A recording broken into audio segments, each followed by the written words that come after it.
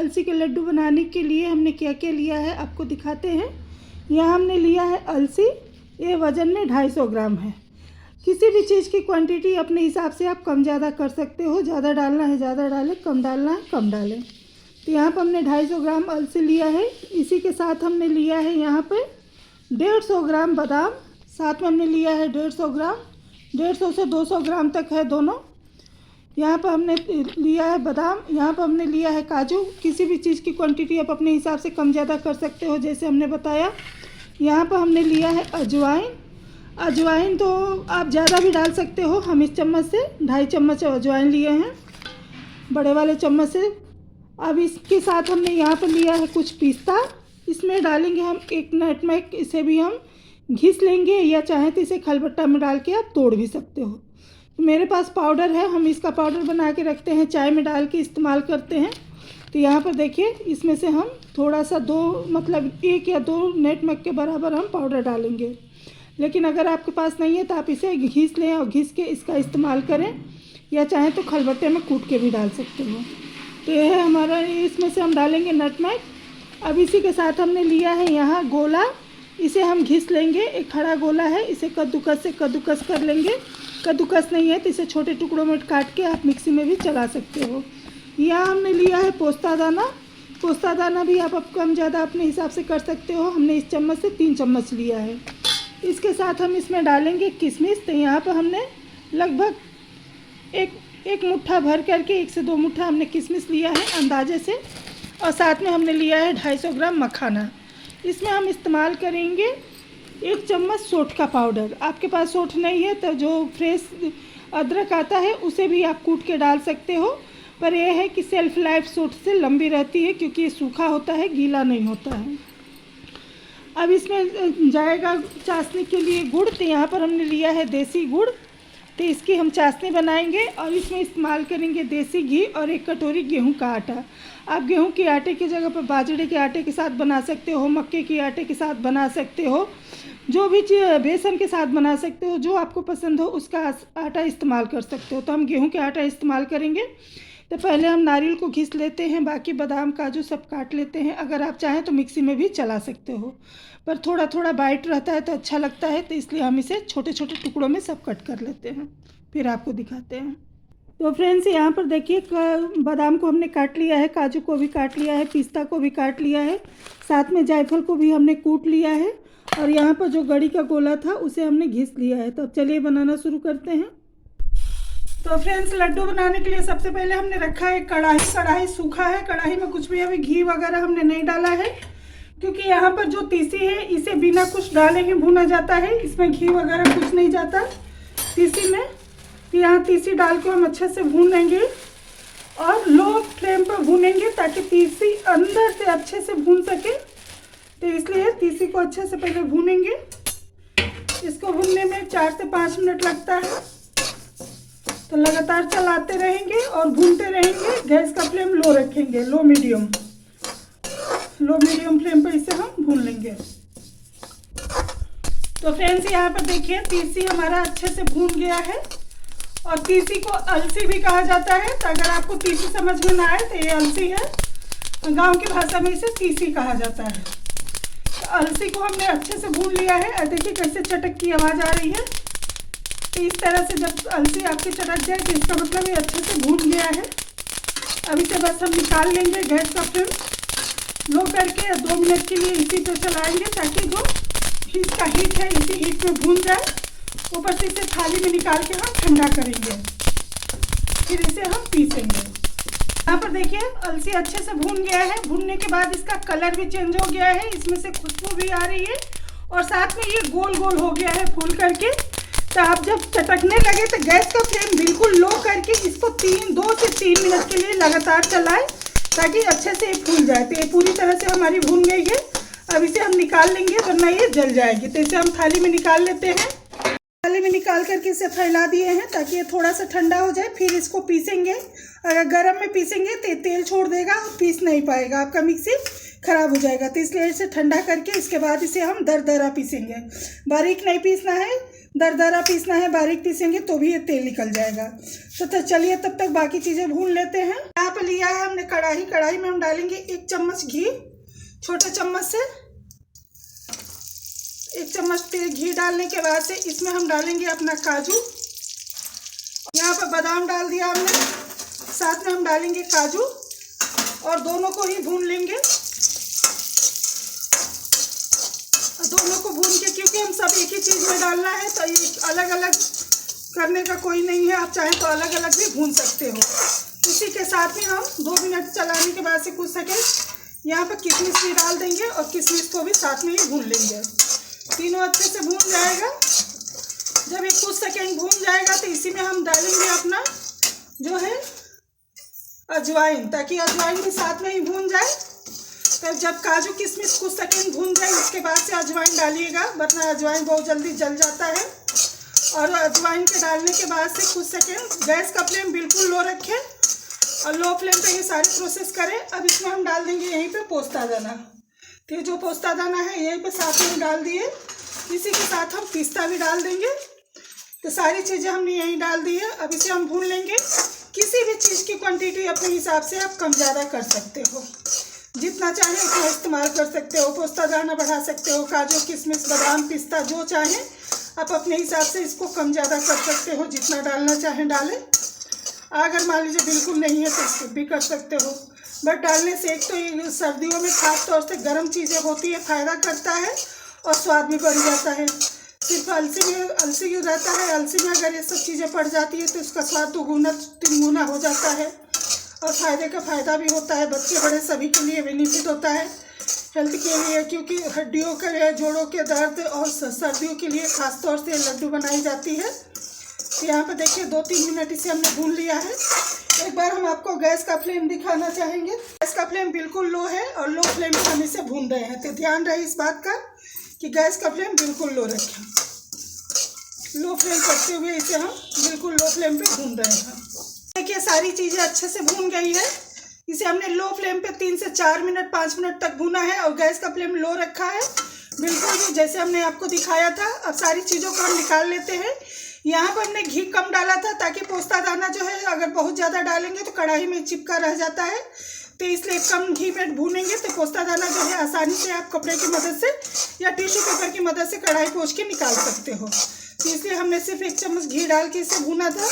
अब इसे हम निकाल लेते हैं।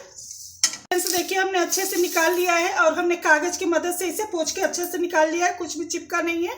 तो कम घी डालने का यही फ़ायदा होता है कि अगर पोस्ता दाना भूनना है तो कम घी में भुने। अब यहाँ पर हम डालेंगे 1 चम्मच घी और इसमें हम अपना मखाना भुनेंगे। तो यहाँ पे 1 चम्मच घी डालते हैं। मखाना सारा घी पी जाता है तो कम घी में ही भुने। अगर चाहें तो आप ड्राई रोस्ट भी कर सकते हो। तो यहाँ पे मखाना डाल देते हैं। डाल दिया है। अब मखाना लगभग 100 ग्राम तक हमने डाला है। आप अपने हिसाब से कम ज़्यादा भी कर सकते हो। अब इसे लगातार चलाते हुए 3-4 मिनट के लिए मीडियम फ्लेम पर भूनेंगे, लो मीडियम फ्लेम पे, ताकि अच्छे से क्रिस्प हो जाए। जिससे हम मिक्सी में चलाएं तो बढ़िया से चल जाए। तो इसे भी दरदरा चला करके हम पीसेंगे। तो लगातार चलाते हुए इसे भून लेते हैं मीडियम फ्लेम पे। गैस खाने को देखिए, मखाने को हमने 3-4 मिनट के लिए भून लिया है और मखाने पे एक हल्का सा कलर भी आ गया है। तो इसे लो फ्लेम पे, लो मीडियम फ्लेम पे भूने। और यहाँ पे देखिए टूट रहा है अच्छे से। और निकालने के बाद से ठंडा करने के बाद इसे मिक्सी में डाल के हम दरदरा चलाएंगे। तो इसे हम अलग प्लेट में निकाल के रखते हैं और इसी में कढ़ाई में अपना हम नारियल भूनेंगे। तो इसे निकाल लेते हैं। यहाँ हमने 100 से 150 ग्राम तक डाला है, क्योंकि हमने 1 पाव जो मखाना हमने लिया था उसमें से थोड़ा सा मखाना हमने बचा लिया है भगवान को भोग लगाने के लिए, और बाकी मखाना हमने डाला है। तो जैसे हमने बताया किसी भी चीज़ की क्वांटिटी अपने हिसाब से आप डाल सकते हो। तो यहाँ पे इतना हमने मखाना भुना है। अब इसी कढ़ाई में हम अपना नारियल भून लेते हैं। जो कढ़ाई लिया है, नारियल में खुद का ऑयल होता है, तो इसमें तेल मतलब अलग से घी डालने की ज़रूरत नहीं पड़ती है। ये सूखा ही भूने तो अच्छा भूनता है। तो यहाँ पर आधा गोला हमने लिया था। यहाँ इसे लगातार चलाते हुए हल्का सा इसका कलर चेंज हो, इतना हमें भूनना है। किसी भी चीज़ को भून के डालने से इसकी सेल्फ लाइफ थोड़ी बढ़ जाती है, इसलिए सारी चीज़ें भून के डालिए तो सेल्फ लाइफ बढ़ जाती है, स्वाद भी बढ़ जाता है। तो इसलिए सब चीज़ें भून के डालें। यहाँ पर देखिए नारियल को हमने डाल के लगातार इसे चलाते हुए भूने। किसी भी चीज़ को भूनते समय छोड़े ना, वरना जल जाएगा, क्योंकि सारी चीज़ें भूनते भूनते कढ़ाई भी काफ़ी हीट हो जाती है। तो अगर थोड़ी सी भी छोड़ेंगे तो जल जाएगी। तो लगातार चलाते हुए भुने। और यहाँ पर नारियल का भी कलर चेंज होने लगा है, तो बहुत ज़्यादा इसे हमें नहीं भूनना है, क्योंकि ये कच्चा नारियल नहीं है, ये गोले वाला नारियल है, सूखा हुआ ऑलरेडी। तो बस 2 मिनट इसे चला करके इसके बाद से हम इसे निकाल लेंगे। इसका कलर गुलाबी हो गया है हल्का सा, तो बस इतना ही हमें इसे भूनना है। अब इसको हम निकाल लेते हैं। यहाँ देखिए कि एकदम बढ़िया सा कलर आने लगा है। गैस का फ्लेम लो रखे, लो मीडियम, अभी ये बिल्कुल लो कर दिया है हमने। अब इसे हम निकाल लेते हैं। तो जिसमें हमने बादाम निकाला है इसी थाली में हम निकालेंगे, क्योंकि नारियल को भी अलग से तो पीसना नहीं है, तो एक ही में हम निकालते जाएंगे। तो सारे नारियल निकाल,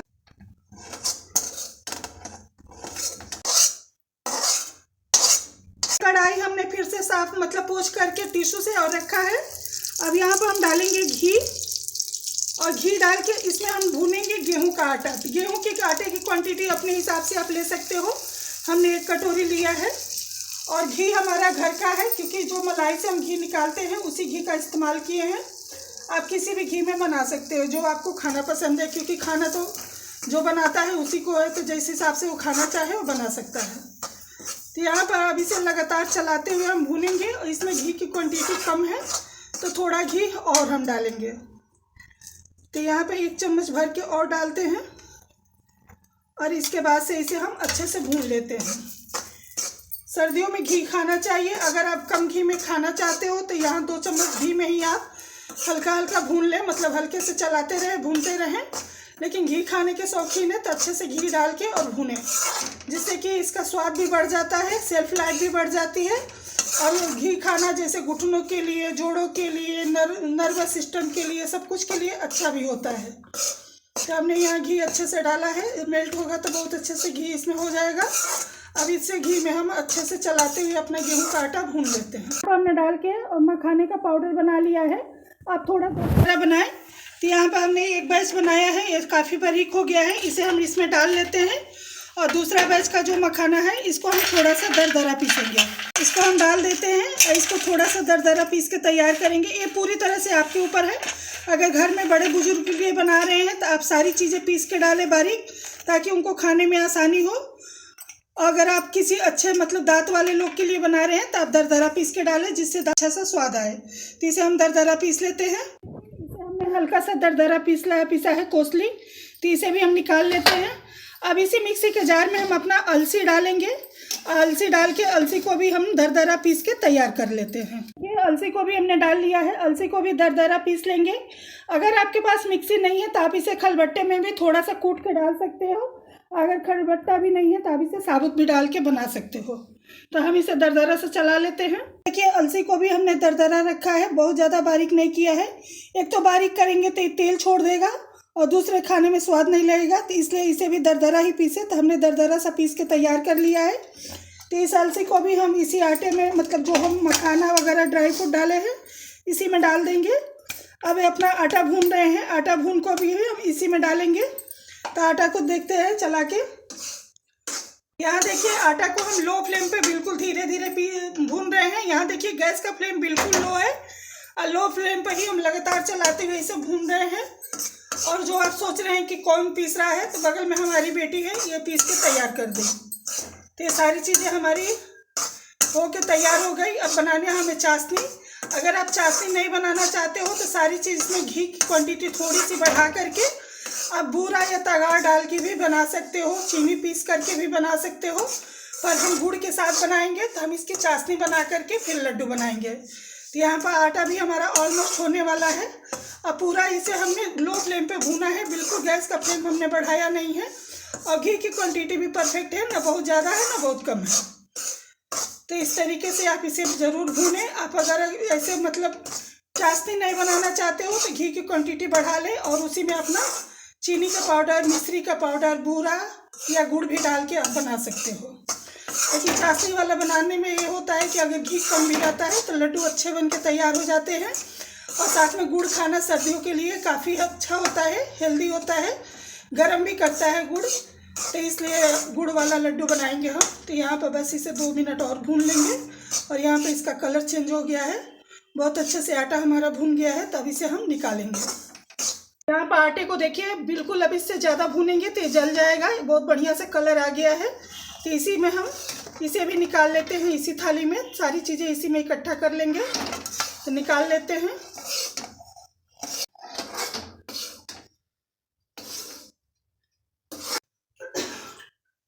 उसी कढ़ाई में हम चाशनी बनाएंगे। तो यहाँ पर देखिए मेजरिंग कप से 1/4 कप है।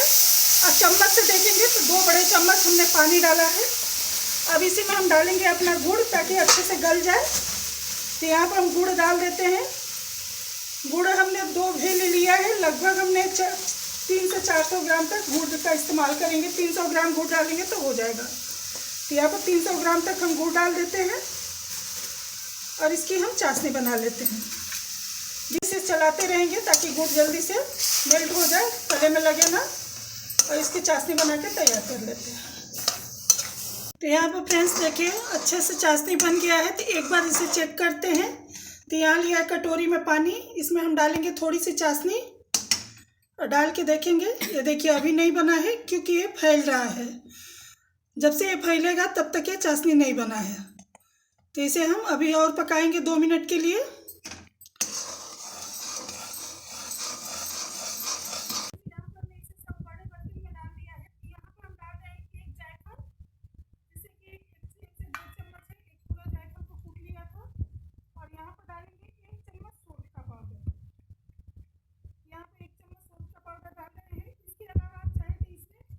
पीपर आता है, पीपर मूल, उसका पाउडर डाल सकते हो। काली मिर्च का पाउडर डाल सकते हो। इस लड्डू में आप गोंद भी डाल सकते हो, सफ़ेद तिल भी डाल सकते हो। जो भी डालना चाहे आप अपने हिसाब से इसे डाल के और बना सकते हो। तो सारी चीज़ों को मिक्स कर लेते हैं एक बार, क्योंकि चाशनी डालने के बाद से उसको तुरंत डाल के हमें बनाना होगा, वरना वो जम जाएगा। तो इसे पहले से प्रिपेयर करके रखें। साइड में चाशनी हमारी पक रही है। यहाँ पर देखिए सारी चीज़ें हमने अच्छे से मिक्स कर लिया है। यहाँ पर देखिए चाशनी हमारी अब लग रही है कि कंप्लीट बन गई है। गैस का फ्लेम लो है, एक बार चेक करते हैं। तो यहाँ देखिए पानी में डालने के बाद से ये इकट्ठी हो रही है, यानी कि चाशनी हमारी बन के तैयार है।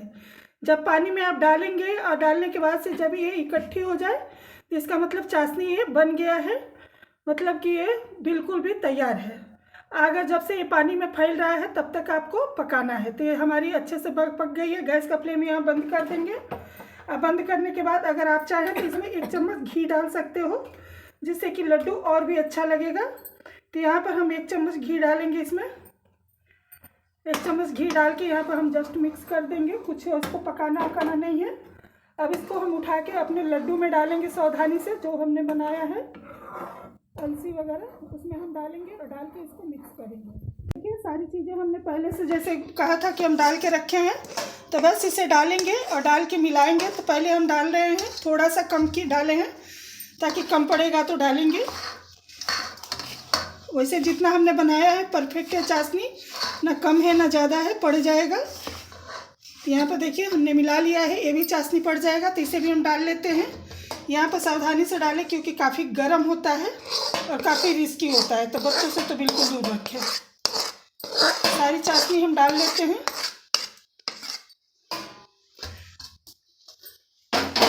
और झटपट से इसे मिक्स करेंगे। अगर मान लीजिए बाई चांस आप बहुत ज़्यादा बना रहे हो, आपकी चाशनी जैसे जम गई है, तो आप उसको दोबारा जब डालना हो तो हल्का सा गर्म कर लें। उसके बाद से आप डाल के लड्डू बना सकते हो। तो ये जब गर्म रहे तब किसी कलछुल पलटा से ही मिक्स करें, हाथ से ना करें, क्योंकि काफ़ी गर्म होता है, हाथ में चिपकेगा तो जलने का डर रहता है। तो जब थोड़ा सा मिला लेंगे तो इसकी कुकिंग प्रोसेस जो है कम हो जाती है, थोड़ा सा ये डाउन हो जाता है, फिर आप हाथ से छू सकते हो।